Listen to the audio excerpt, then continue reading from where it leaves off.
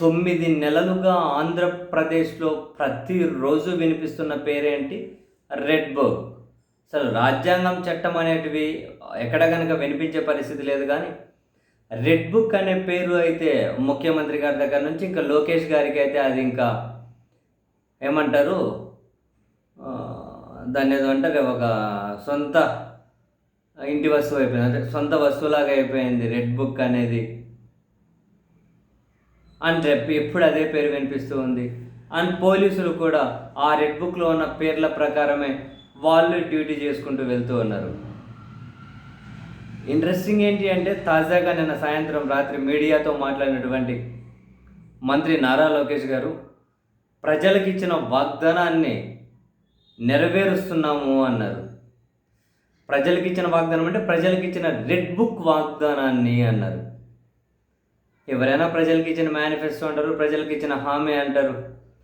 ప్రజలకు ఇచ్చిన red book వాగ్దానాన్ని అమలు చేస్తూ ఉన్నాం. దాని పని అది చేసుకుంటూ వెళ్తుంది. రెడ్ బుక్లో ఉన్నటువంటి ప్రతిదీ కూడా అమలు చేస్తాము అని చెప్పారు. సరే, ప్రజలంటే ప్రజలకు వీటితో అవసరం లేదు. ఇప్పుడు పోసాని కృష్ణమల్లి గారు ఒకసారి మాట్లాడారు అని తిట్టారని ఒక కేసు పెట్టుకున్న 15 కేసులు పెట్టి ఆయన అక్కడికి ఇక్కడికి అన్ని రకాలుగా తిప్పమని చెప్పి ప్రజలు ఎవరు కోరుకోవట్లే. ప్రజలకు ఇచ్చిన రెడ్ బుక్ వాగ్దానం అంటే బహుశా వాళ్ళ పార్టీ కార్యకర్తలకు ఇచ్చినటువంటి రెడ్ బుక్ వాగ్దానం కావచ్చు. మంత్రి గారి వ్యాఖ్యల ఉద్దేశం కూడా అదేనేమో మరి. ఎందుకంటే ప్రజలు ఎవరు కూడా మేము అధికారం ఇస్తూ ఉన్నాం, మీరు కక్ష తీర్చుకుంటూ వెళ్ళండి అని చెప్పి ఎవరు అనరు. మరి బహుశా మెజారిటీ ప్రజలు కక్ష తీర్చుకోవడాన్ని ఇష్టపడతారు అని చెప్పి ఏమైనా మంత్రి గారు భావిస్తూ ఉన్నారేమో తెలియదు. కానీ రెడ్ బుక్ వాగ్దానాన్ని అమలు చేస్తూ ఉన్నాము అన్నారు. ఒక మంచి సలహా ఏంటి అంటే, ఈ ప్రభుత్వానికి అసలు ఆ రెడ్ బుక్ ఎవరి చేతికి ఇచ్చారో, దాన్ని ఎవరు మానిటరింగ్ చేస్తున్నారో, ఎవరు దాని మీద టైం అంతా స్పెండ్ చేస్తూ ఉన్నారో, ఎవరు ఆ రెడ్ బుక్లో పేజీలు గైడ్ చేస్తూ ఉన్నారో, మరి దానికోసం ముఖ్యమంత్రి కార్యాలయంలో సపరేట్గా ఒక వింగ్ ఏమైనా పనిచేస్తుందా? ఎవరికైనా వచ్చేది ఒకటేగా. ఎవరి చేతిలో ఉందా రెడ్ బుక్? ఎవరు దాన్ని పేజీ ఓపెన్ చేసి ఈ అరెస్టులు చేపిస్తూ ఉన్నారు? మరి ఇదంతా ఎందుకు?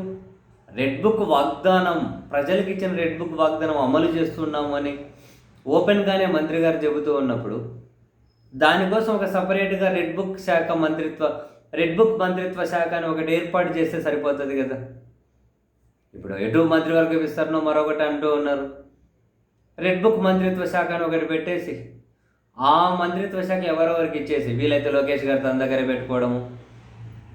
సేమ్ అంతే, రెడ్ బుక్ మంత్రిత్వ శాఖ మీద మంత్రి గారి సమీక్ష. రెడ్ బుక్లో 4 పేజీలు విజయవంతంగా అమలు చేశాం. అధికారంలోకి వచ్చిన సంవత్సరంలోనే 6 పేజీలు విజయవంతంగా పూర్తి చేశాం అని చెప్పి ఈవెన్ తెలుగుదేశం పార్టీ పత్రికలు, టీవీ ఛానల్లో ఫ్రంట్ పేజ్ యాడ్లు కనుక ఇచ్చుకొని రెడ్ బుక్ మంత్రిత్వ శాఖ అని, దానికోసం ఒక మంత్రిత్వ శాఖ, ఒక డిపార్ట్మెంటు, ఒక వింగును ఏర్పాటు చేస్తే ఏమి ఇబ్బంది ఉండదు కదా. దాని మీద సమీక్షలు చేయొచ్చు, అఫీషియల్గా దాని మీద రివ్యూ చేయొచ్చు, సూచనలు, సలహాలు, ఫండ్స్ కేటాయించవచ్చు. నిత్యం ఒక వింగు దానికోసం పనిచేస్తూ ఉంటుంది. సో ఫస్ట్ పేజ్ నుంచి లాస్ట్ పేజ్ వరకు కూడా అన్ని ఎగ్జిక్యూషన్ చేసేయచ్చు. మరి సపరేట్గా ఎవరికో ఇచ్చో, ఎవరో ఇంటర్నల్గా ఎందుకు, లోపల ఎందుకు? డైరెక్ట్గా ఒక మంత్రిత్వ శాఖ ఏర్పాటు చేయండి, రెడ్ బుక్ మంత్రిత్వ శాఖ. ఎందుకంటే ఎటు రెడ్ బుక్ వాగ్దానం నెరవేరుస్తున్నామని చెబుతున్నారు. ప్రభుత్వ ప్రధాన ప్రియారిటీ అదే అయింది. అటువంటిప్పుడు ఇంకెందుకు మొహమాటం ఎందుకు? బెటర్ ఆప్షన్ కదా.